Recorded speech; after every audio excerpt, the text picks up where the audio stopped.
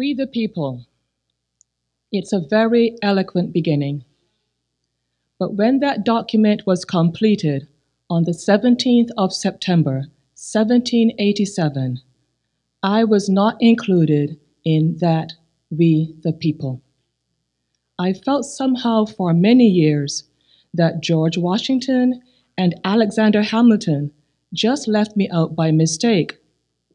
But through the process of amendment, interpretation, and court decision, I have finally been included in We the People.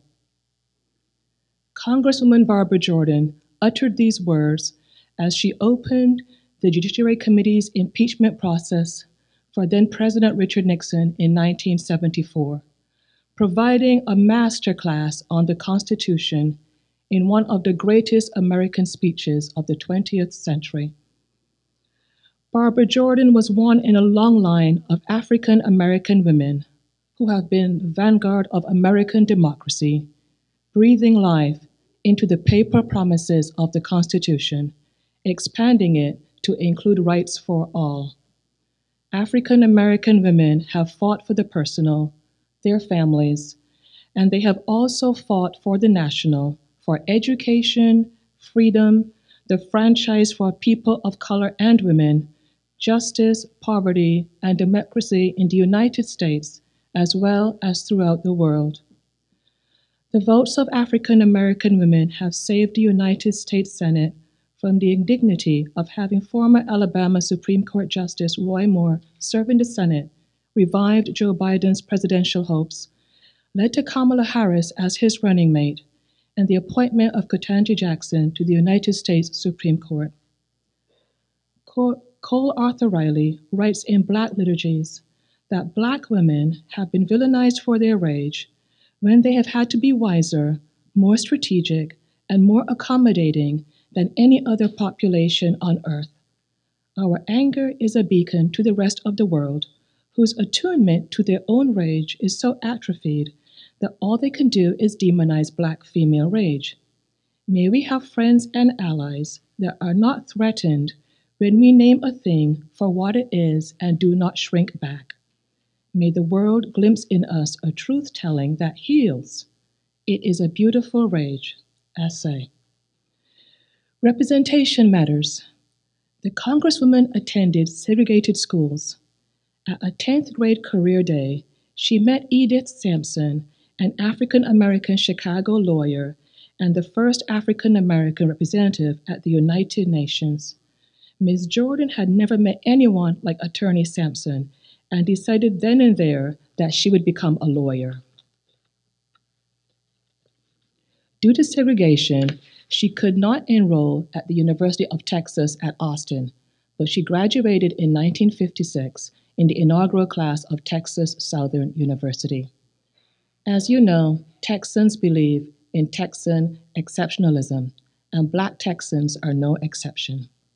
On Juneteenth, by Professor Annette Gordon-Reed, is a marvelous short book on Black Texan exceptionalism, culture, and the history of what was then a regional and African-American tradition. Congresswoman Jordan continued the tradition of Black Texan exceptionalism. At a time when women and people of color were excluded from government, Congresswoman Jordan was a blueprint of firsts throughout her legislative career.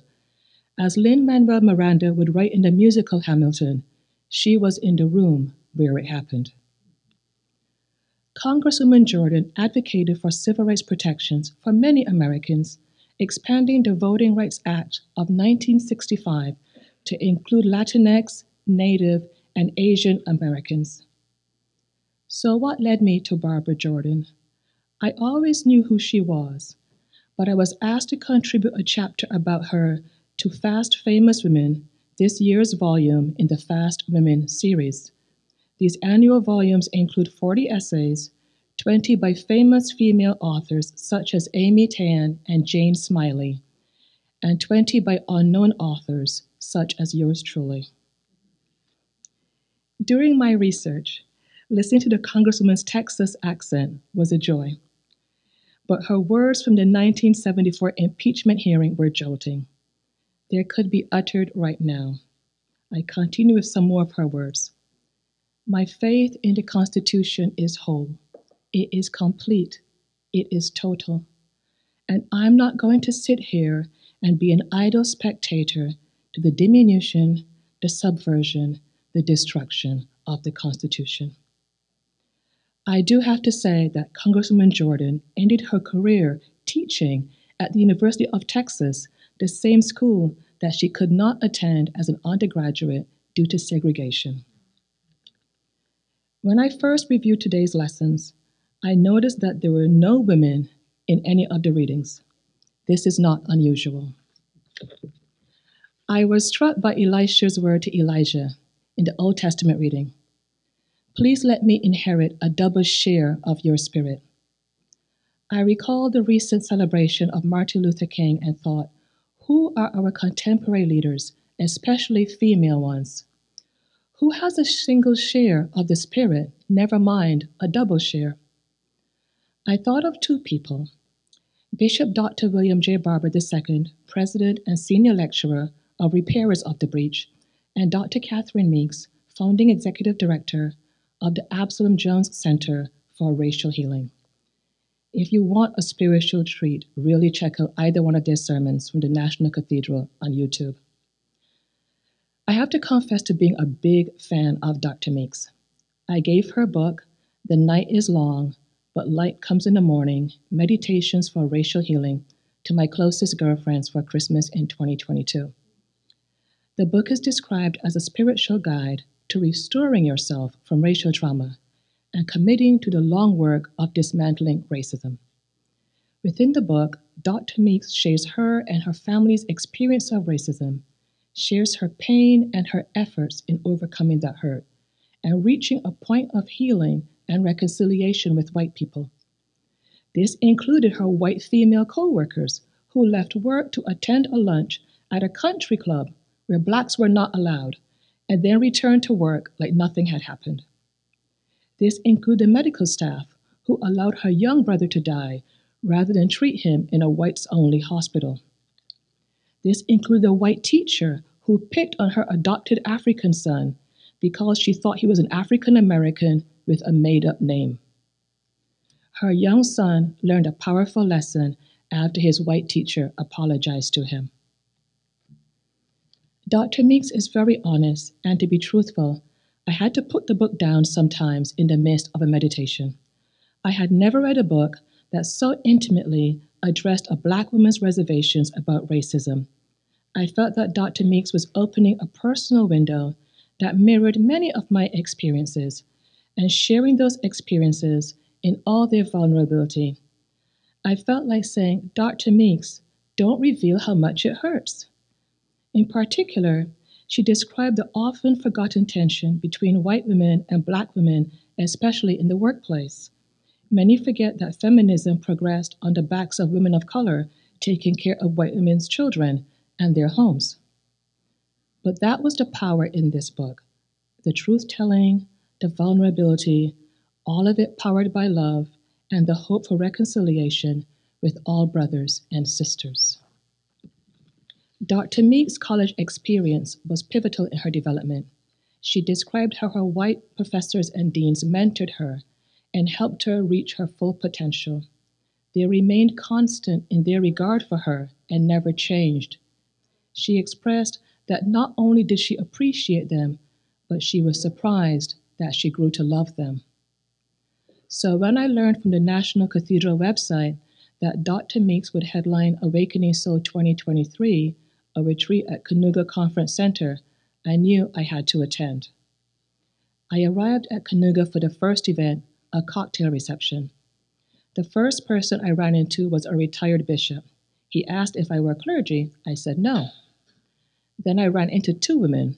The three of us struck up a conversation, and I learned that they were recently widowed and retired clergy. When the fourth person approached me, I said, please tell me that you're not clergy. I think I've attended the wrong event. She was not, and we had a good laugh. As you know, the Episcopal Church is a small world. One of my suite mates was a North Carolina Dawson employee for Bishop Sam Rodman, former rector of St. Michael's. The Awakening Soul agenda was packed. Dr. Jackie Lewis and Cole Arthur Riley were also headliners. I've been to a lot of religious events, but I have to say that this conference was the first time that I felt so surrounded by empaths. I could literally feel waves coming off my fellow attendees. This was amplified when I attended a sound bath class where we did yoga while the instructor ran quartz bowls. I walked an outdoor labyrinth under the North Carolina stars to contemporary music. The leader of the labyrinth walk was from West Virginia. So I said to her, "Have you ever heard the reggae version of Country Roads?" She said, "No." I said, "Well, you're in for a treat. We put on Toots and the Maytals. I don't think they'll ever forget dancing to reggae on a labyrinth walk." John Denver would have smiled. It is a misconception that racism only affects people of color. Responding to Dr. Meek's guidance, we broke into small groups, and these majority white attendees spoke frankly about how racism had affected their lives. One attendee, another retired clergyman, was the 9th generation on the family land in South Carolina. He spoke about how the family casually called Black people the N-word and that he never stopped using it until he moved to California and had a Black co-worker explain the pain and the death behind that word. His co-worker had been walking on the sidewalk with his best friend when a sheriff's deputy gunned down his best friend after calling him that word. There was nothing the co-worker could do. The deputy held all the power. The co-worker left town and moved to California. I described my Canoga experience to friends. I kept saying I was surrounded by empaths. I was corrected when a friend told me that I had been in the presence of souls. I think that is the right word. I can't wait to go back this year. Before I attended the program, I felt that Dr. Meeks was a modern-day seer, a Black woman prophet. My feeling is only confirmed and intensified. Dr. Meeks is not well, and I am so happy that I was able to meet her. Verses 7 and 8 of today's gospel state that when a cloud came and overshadowed them on the high mountain, a voice came out of the cloud saying, "This is my son, the beloved. Listen to him." Then there was only Jesus with them. Dr. Meeks was a transfiguration figure in that light emanated from her and touched all of us at Canoga. I truly would not have been surprised if a pillar of cloud had materialized and taken her from our presence. As Elijah's spirit passed to Elisha in verse 9 of today's Old Testament reading, I felt Dr. Meek's spirit passing to all of us at the conference.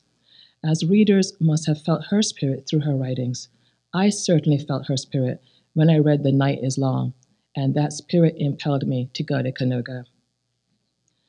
I do have to say that I always enjoy when Jesus says, as in verse 9 of today's gospel, "Tell no one." That doesn't work in kindergarten. It didn't work then, and it doesn't work now. So I return to the beginning. We the people. All of us have a light shining from within us. Instead of building dwellings on a mountain retreat where we hide from our destiny, as Peter suggested in verse 5 of today's gospel, let us instead build tabernacles where all are welcome and we shine in all our diversity. We the people. It is amazing that the descendants of enslaved people marched and protested to ensure that this document would apply to everyone, something that the founding fathers could not have visualized. The people who lost their freedom on the transatlantic journey ensured that everyone at the final destination could become free, something that the founding fathers did not legislate. We, including everyone, from Jew to Gentile, all genders, all races, all sexual orientation, all socioeconomic status, all educational levels, all levels of physical ability, all levels of mental ability, the people. I say, Amen.